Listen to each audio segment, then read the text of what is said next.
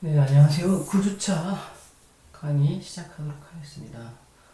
오늘은 주민자치센터 여러분들 졸업작품에서도 많이 지금 준비 중인 주제에 대해서 설명을 하고 근데 단순히 이제 주민자치센터에 대한 이야기만은 아니고요.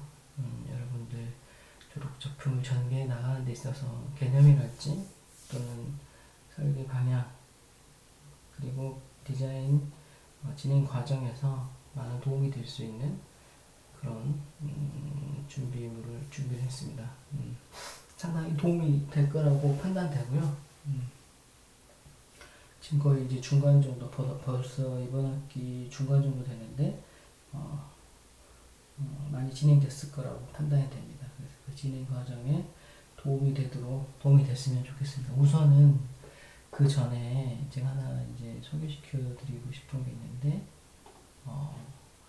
보성 율포 해양관광, 해양레저관광 대국민 아이디어 공모라는 게 있어요. 지금 공모가 뜬 지는 꽤 됐는데, 네네네. 그래서 보성 율포 해양레저관광 대국민 아이디어 공모예요. 그래서 이 공모전 한번 소개시켜 주고 싶은 게 있는데,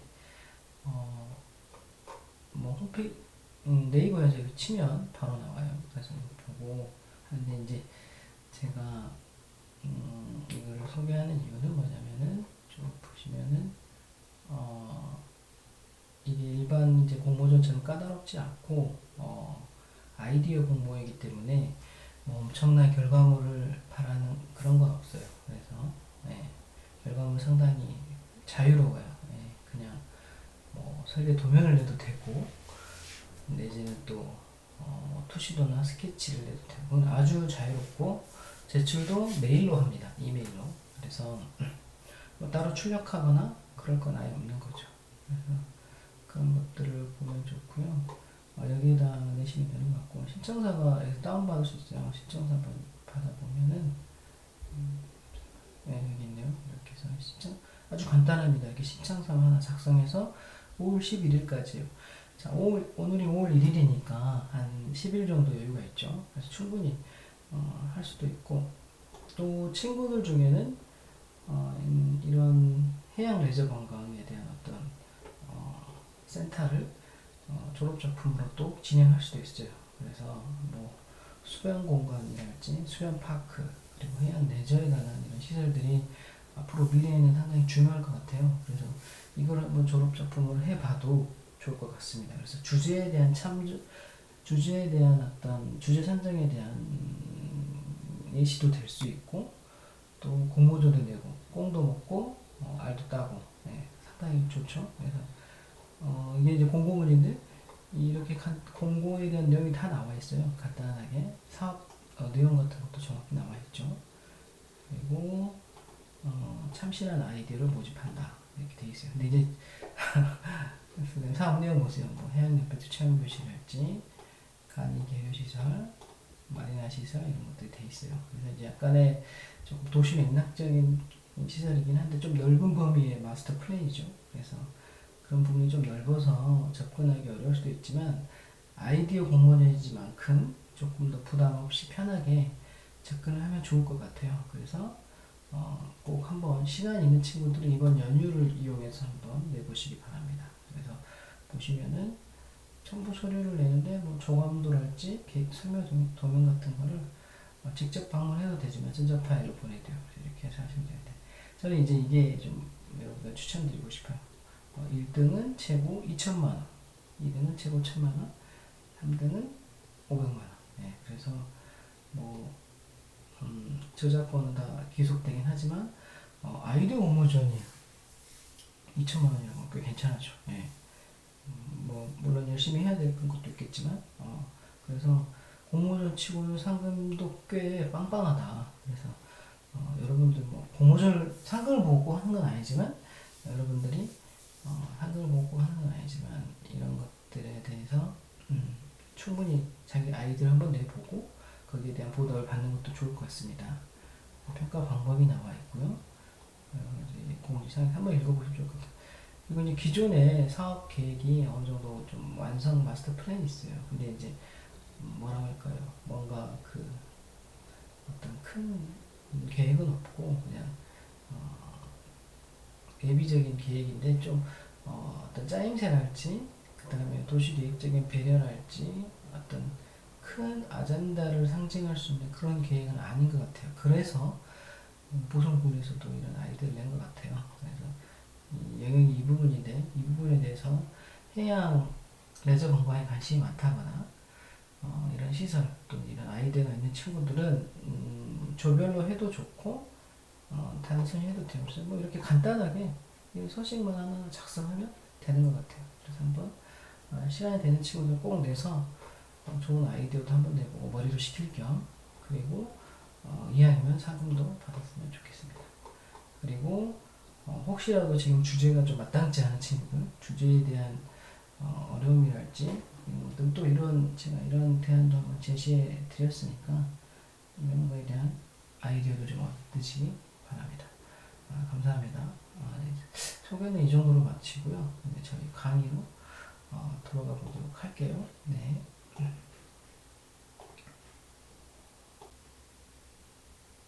네, 오늘은 주민자치센터에 대해서 여러분들과 같이 공부를 해보려고 해요. 그래서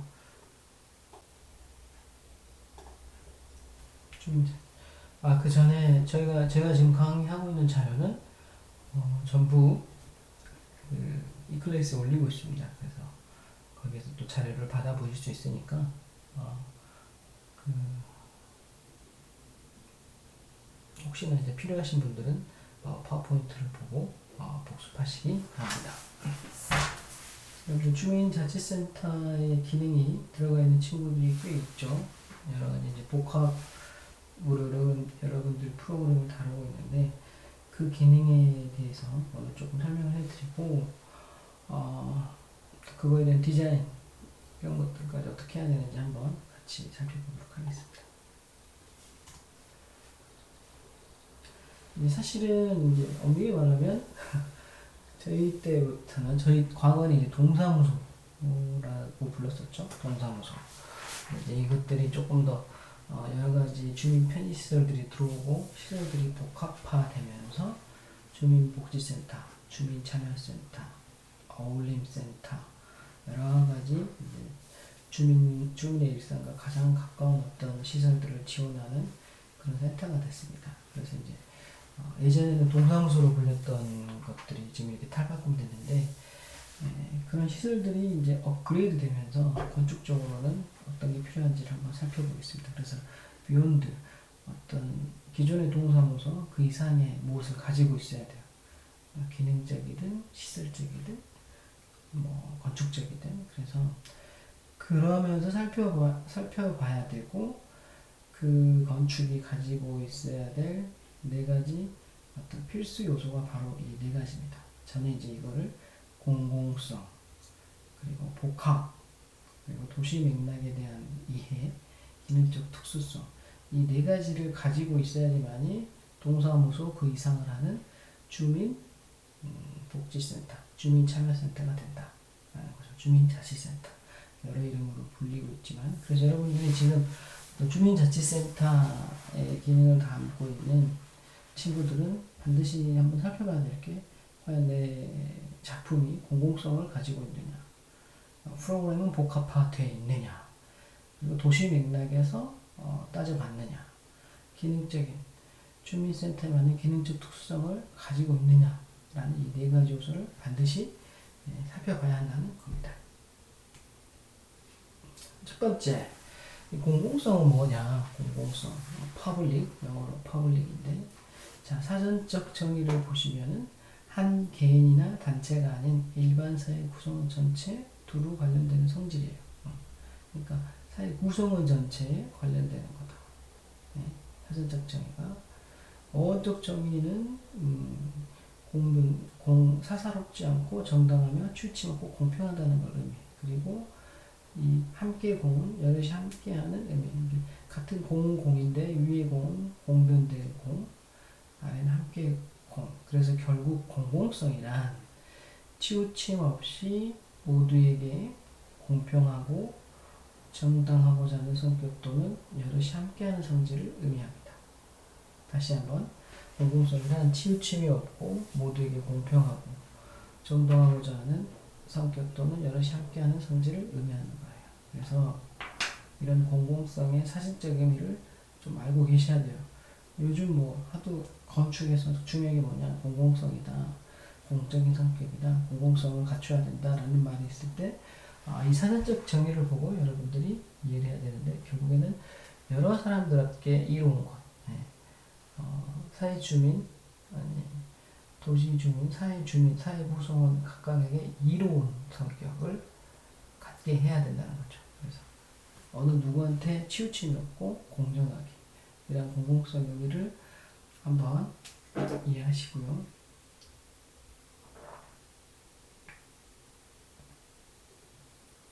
자, 그러면 건축에서의 공공성은 뭐냐? 건축에서 공공성, 그 건물을 사용하는 사람들이나 시민들에게 보다 쾌적하고 접근이 편리하며 체류성 있는 공간을 제공하는 요소, 건축물 하나에 국한되지 않고 도시의 다양한 요소가 연상되는 풍경을 만드는 데 이바지하는, 이게 바로 건축에서의 공공성이라는 거죠.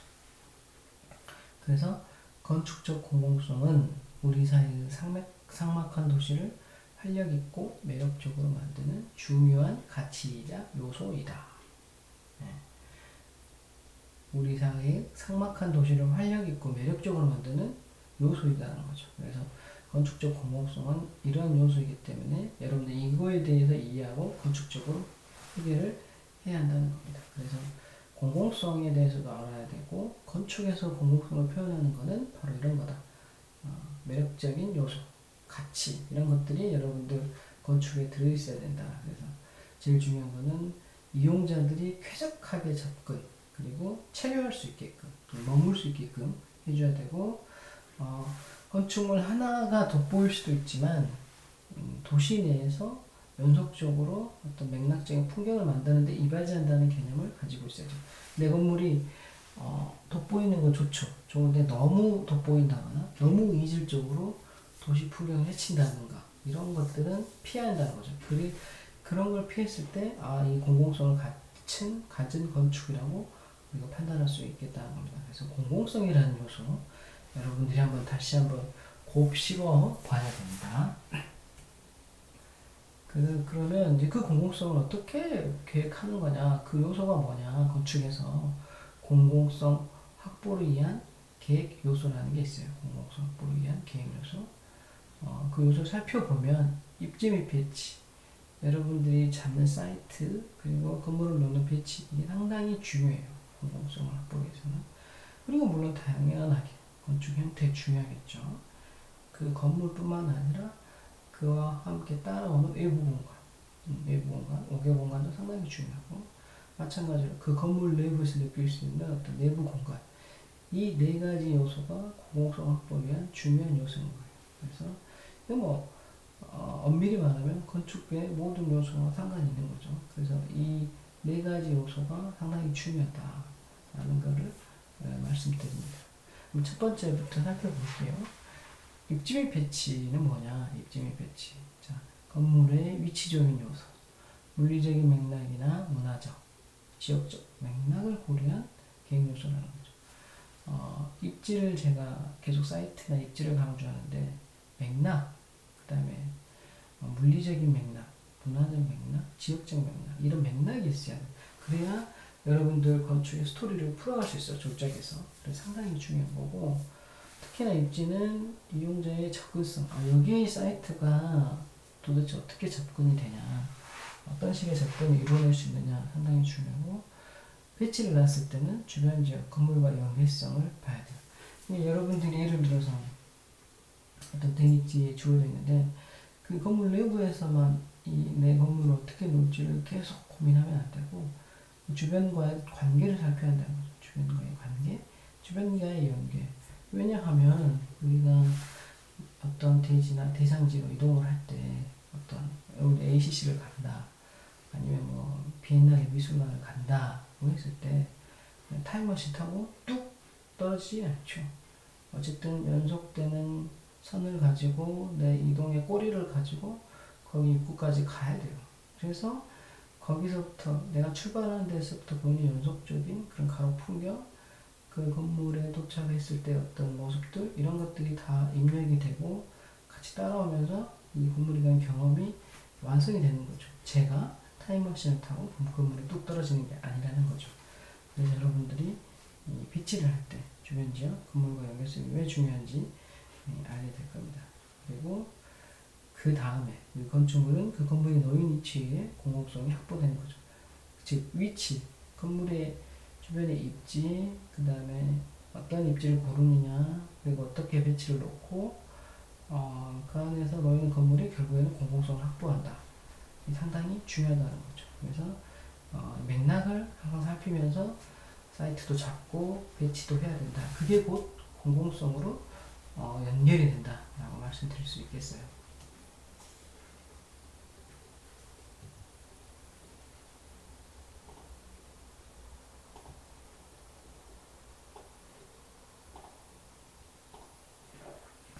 두 번째는 형태예요, 형태. 형태. 이 건물 한번 보세요. 다니엘 리베스킨트의 작품인데, 오래된 건물, 오래된 어떤 기념물에 엄청나게 이형적인 요소가 박혀있죠. 네. 밀리터리 히스토리 뮤지엄. 네. 전쟁 역사 기념관이에요. 박물관이에요. 독일에 지어진 건데, 이런 느낌이 있을 수 있고. 즉, 형태를 보시면은, 건물의 형태를 나타내는 시각적 계획 요소, 건축물의 매스, 파사드, 지붕의 형태 등 이런 것들, 이런 형태가 공공성에 영향을 미치는 거죠. 그래서 식별한다든가 상징한다든가 조형적이라든가 심미에 상당한 영향을 미친다는 거예요. 형태 자체도. 그래서 보임자가 건물을 쉽게 인지하고 도시공간의 상징적인 역할을 할 수 있는 요소가 바로 형태예요. 그래서 보시면은 어떤 랜드마크라고 그러죠. 그래서 어디에 갔더니 어떤 건물 요소가 있어, 어떤 특이한 건물이 있어, 이런 것들이 도시에서 상징적인 역할을 하고 공공성을 내볼 수 있는 장치가 된다는 거죠. 여기서 여러분들이 오해하지 말아야 될 게, 선생님 저기 뭐 맥락을 살피고 뭔가 주변과 연계 건물과 도시와 어우러지게 하라고 그랬잖아요. 그게 공공성에 중요한다고 그랬잖아요. 근데 이건 갑자기 뭐예요? 이렇게 물어볼 수 있어요. 근데 그게 그 말도 맞지만, 중요한 건 이 형태라는 게 그렇다고 해서 모든 건물을 다 똑같이 하라는 건 아니에요. 나 도시 맥락에 맞게 해야 되니까 옆에 건물에다 복사 붙여넣기 해야지, 옆에 도시랑 똑같은 재료를 써야지, 똑같은 형태를 만들어야지, 이런 거는 그 도시를 얼리는 거예요. 그냥 그 도시를 얼리는 거. 그냥 그 도시를 어떤 전체적인 박물관으로 만들어버리는 거예요. 활력이 없어지는. 네. 그래서 건축가가 필요한 거예요. 이 건축가는 조절 능력이 있는 거죠. 그런 맥락을 유지하면서도 새로운 건축으로 보여줄 수 있는 요소를 넣는 거죠. 여러분들 졸작이 상당히 중요한 거예요. 여러분들 능력에 의해서 어느 정도 맥락을 유지하면서 새로운 거를 부과시킬 수 있어야 돼요. 그게 바로 공공성이에요. 예. 매번 같은 빵이나 같은 커피나 같은 케이크를 먹을 수는 없잖아요. 새로운 메뉴가 개발이 돼야 되는 거죠. 새로운 레시피가. 여러분들은 과거 역사에서 이어진 전통적으로 마시는 빵에다가 새로운 메뉴를 첨가하는 겁니다. 그게 바로 새로운 공공성으로 이어지는 거예요. 자, 공공성을 착각하시면 안 돼요. 똑같은 건물, 똑같은 도시 풍경, 맨날 어울리는 박스들을 계속 제공한다고 해서 공공성이 생기는 게 아니에요. 이 건축가가 할 수 있는 새로운 형태, 새로운 시각적 경험을 주면서 점점 그 범위를 확장시켜놔야지만이 공공성이 확보된다. 그래서 이 형태가 상당히 중요하다. 꼭 여러분들 반드시 이거에 대한 영향이나 고민을 해야 된다. 내 건물이 어느 정도 식별이 되고 상징성도 갖춰야 되고 조형성도 갖춰야 됩니다. 그것이 심미의 시장에 영향을 미치고 이게 바로 공공적인 역할을 하게 된다 라는 거죠. 그래서 이 형태 부분 상당히 중요합니다. 지금 제가 하는 말은 어떤 건축 이론서, 건축을 공부하고 하는 이야기는 아니에요. 그냥 제가 평소에 생각했던 생각을 그냥 여러분들한테 전달하는 겁니다. 여러분들과 같이 건축을 같이 하는 입장에서 내가 느끼고 경험했던 것들, 내가 직접 몸소 체험적으로 깨달았던 것들을 여러분들과 공유하는 거죠. 매스 형태, 건물 형태를 결정하고 주로 파사드나 지붕 그리고 관통하는 형태가 나타나. 그래서 예를 들어서 일반적인 도시 공간에서 이질적인 형태의 매스를 두어 도시 걸음의 다양성과 건축적 호기심을 유발시키는 개인 요소, 이런 게 상당히 중요하다고 생각해요. 즉 일반적인 도시 공간에서 갑자기 어떤 이질적인 형태의 매스를 부여하고, 그래서 도시 가로의 다양성도 체험하지만 건축적 호기심을 유발시키는 개인 요소가 들어가는 작품이 저는 훌륭하다고 생각하고, 그게 이제 공공성을 확보한다고 판단을 하는 거예요. 이런 형태에서 어떻게 공공성을 부여할 것인가에 대한 고민을 해야 돼요, 조별로. 근데 제가 말했죠. 똑같은 도시 맥락을 이어가는 게 중요한 게 아니다. 그 맥락을 이어가면서도 뭔가 우리만의 아이덴티티를 부여해야 된다 라고 말씀드리겠습니다. 형태에 따른 당연히 거기에 따른 재료도 따라가겠죠. 그래서 재료나 기타 디테일들은 어떤 건축적 처리가 시각적으로 나타났을 때 그것도 공공성을 부여할 수 있다. 그리고 도시 가로화의 단절을 줄이고 도시로부터 개방감을 부여하는 시각적 교류를 할 수 있다. 그리고 객체 지향성 건물의 인지성을 높이고 내부 연계성을 증진시킬 수 있다. 즉 재료나 디테일을 어떻게 사용하느냐에 따라서 도시와의 연속성 내지는 도시와 연속성을 부여하면서도 그 건물만의 어떤 독자성을 추구할 수 있다는 거죠. 그래서 최대한 단절은 줄이세요. 도시 가로에 너무 단절은 줄이고 대신대로 개방감을 부여할 수 있는 그런 재료, 그런 매스를 잡아가세요. 그리고 본인 조작의 건물의 인지성을 높이고 내부와의 연계성을 증진시키는 방향으로 가야 된다. 매스의 형태나 재료에서 이런 방향으로 가야지만이 공공성을 확보할 수 있다라는 것을 말씀드립니다. 내부 공간에 대한 요소가 있어요. 내부 공간에 대한 요소. 자, 공공성을 부여할 수 있는 내부 공간에 대한 요소들인데, 제가 이렇게 사진을 들여서 같이 첨부를 했어요. 그래서 저는 이제 이러한 8가지 요소를 여러분들 건축에서 상당히 중요시해야 됩니다. 이러한 것들이 건축적 요소가, 내부 공간의 요소가 들어갔을 때 여러분들 공공성이 확실히 답보가 되고 확실히 풍부해져요. 그래서 짚어보면 첫 번째는 필로티예요. 첫 번째 1분부 필로티. 이렇게 건물의 저층 부분을 필로티를 띄워가지고 자연스럽게 처마를 만들어서 사람들이 지나다니고 비도 피할 수 있는 이런 대중적인 필로티 요소가 내부 공간에 상당히 중요하다. 이건 공공성하고 연결된다. 자, 이 건물 보십시오. 이게 중정이 있죠. 이 중정 요소도 저는 상당히 중요시 여깁니다. 내부 공간, 특히 이런 중정은 공공성을 확보하는 건물 요소로서 상당히 좋더라. 그 다음에 썬큰 공간, 지하에 이렇게 큼지막하게 건물을 땅을 파내서 빛이 자연스럽게, 외부와의 관계가 자연스럽게 지하가 아닌 듯한 느낌, 이런 느낌, 썬큰 요소 상당히 중요합니다. 그 다음에 저는 조형물 요소도 상당히 중요한 것 같아요. 여러분들 대부분 건물을 설계하고 끝을 내지만 이런 조형 요소 저는 상당히 중요하게 봅니다. 그래서 건물의 수준이랄지 건물의 완성도는 결국에 또 과양장에 설치되는 조형물로서도, 외부 공간에 설치되는 조형물로서도 상당히 수준이 올라갈 수 있다라고 말씀을 드릴 수 있어요. 그 다음에 5번째, 경계부 처리. 그러니까 예를 들어서 건물과 건물이 만나는 곳, 그리고 보시면은 내 도로와 내 건물이 만나는 곳에 이런 경계 부분에 대한 디테일들, 이런 것들도 상당히 중요하다는 거죠. 그리고 6번째, 외부 계단. 건물 내부에 설치되는 이런 외부 계단 요소도 상당히 공공성을 표현하는 중요해요. 그래서 이런 외부 계단의 요소들도 여러분들 작품에는 꼭 반영이 되어 있으면 이런 공공의 확보할 수 있는 요소도 상당히 중요합니다. 그리고 광장에 대한 디자인. 광장의 디자인도 여러분들이 팀을 짜서 디자인 요소를 반영을 해야 돼요.